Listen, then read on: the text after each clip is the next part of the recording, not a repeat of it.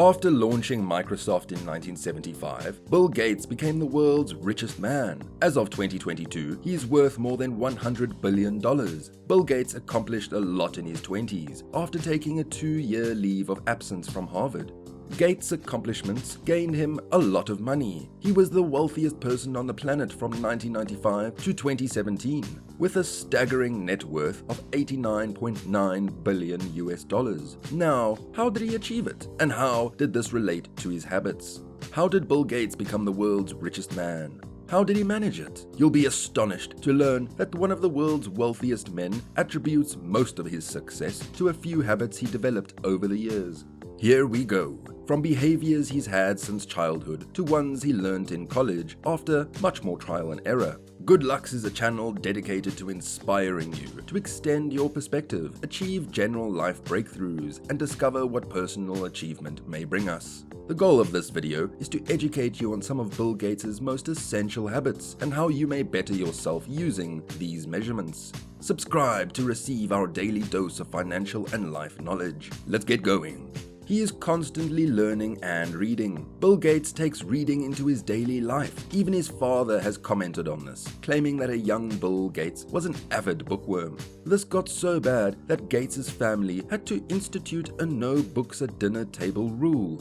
This reading habit and passion expanded alongside Gates. Every year, he presents a list of his favorite novels from the previous year. He intends to read approximately 50 novels every year. This demonstrates his willingness to splurge on his passion for reading. Even if he doesn't have the time to read a good journal or book that day, he always has his morning exercise, which, believe it or not, involves learning. He is frugal with his money. When you think about billionaires, the first thing that springs to mind isn't necessarily money conservative, but Bill Gates has a distinct approach to money and spending. Till now, he still believes in being frugal with money rather than excessively squandering it. This is also true for his 3 children. Gates has stated that giving your children a large sum of money is not the best idea. So, where does Bill Gates believe money should be spent most effectively? Aside from philanthropy, which he has poured billions into and will continue to do as such, he feels that investing in education is one of the most profitable things you can do. He always gives credit where credit is due. Giving credit where credit is due is something that is sometimes lacking in the ruthless world of business. But Bill Gates is at the forefront of those who believe that it is acceptable to not steal the limelight. Relationships are also very important to him. Being cautious of the company he keeps is something he has always done. He first met his Microsoft co-founder, Paul Allen, in 7th grade. He attributes his world-changing thoughts to Paul. Another interpersonal practice that has contributed to his success is his careful selection of those he retains as a company, particularly as employees. And when it comes to friends, he once told Warren Buffett that friends push you to be better in all you do. He believes that this degree of intimacy is amazing and that it's truly worth the investment to have such folks, since you're always there to aid them and vice versa. Bill Gates has a routine, and so should you. Bill Gates is a big fan of structure and planning. He's so organized that he schedules his day in 5-minute increments. That's correct. One of the world's wealthiest men, schedules can be broken down into 5-minute increments. Everything has a time limit, so he doesn't get bogged down and can avoid distractions. He attributes his success to his goal-driven approach.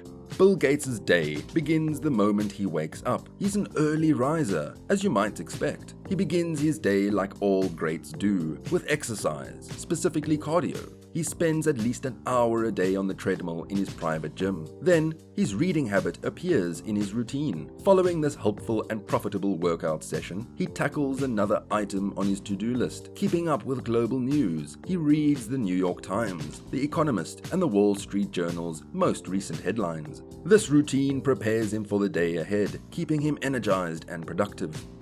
He is not a procrastinator. Yes, Bill Gates was once a procrastinator, but he kicked the habit. Warren Buffett talked about the drama he used to get into as a heavy procrastinator at a session with students at the University of Nebraska-Lincoln College of Business Administration. He was overconfident and simply plain lazy as an undergraduate student at Harvard, but he did become serious about exams, but only 2 days before. people would find it amusing. He quickly became known as the person who waited until the last minute to do nothing. His audacity continued with another habit. He revealed another method to the madness that ultimately turned out to be another terrible habit. When he first entered the corporate sector and realized he was way over his head, nobody in the business liked it when he put things off until the last minute, and no one was particularly tolerant of it. It took him a few years to break the habit, but he eventually did. And now what? Take a look at any of his former Microsoft employees. He was so rigid that he refused to believe in vacations and holidays. He gets plenty of rest. When it's time for bed, Gates makes sure he goes to bed early enough to get 7 hours of sleep. And given how important getting enough sleep is, we should all endeavor to do the same. A lack of sleep not only impairs cognitive ability, such as attention, alertness, and problem solving, making it more difficult to learn efficiently, but it can also lead to major health issues such as heart disease and high blood pressure. So, to work optimally, get at least 7 hours of sleep per night. Although you may not be aiming to be one of the wealthiest people on the planet, or to develop a massive software firm, you can see why creating your routines would be incredibly advantageous. To make things easier, divide your day into distinct routines. For example, do you have a morning routine before heading to work, an afternoon routine after work, and a before bed routine? I'd love to know what works for you.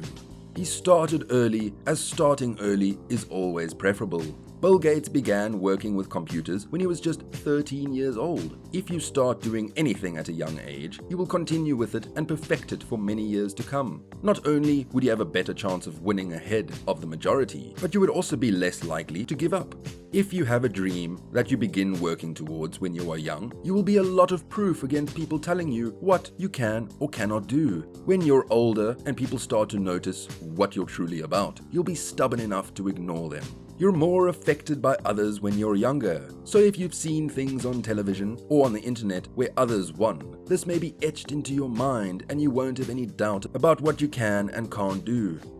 Bill Gates is always willing to take risks. Starting a business can be compared to gambling in that you never know whether you'll win or lose. The only difference is that you will strategize and plan to a sufficient extent to ensure the success of your business. This entrepreneurial quote isn't just for entrepreneurs, it also applies to life in general. The world is riddled with unknowns. Life has no rules, and you must make certain sacrifices to get to your destination. People can stomp on you and reject you, but at the end of the day, if you're willing to muster the guts to keep going, nothing can replace your means. When people receive criticism and negative comments, they become easily disheartened, and their motivation to strive dwindles. But if you think about it, this negativity will benefit you more than you realize. Learn from your mistakes and shortcomings, and use them to propel you to the top of your field.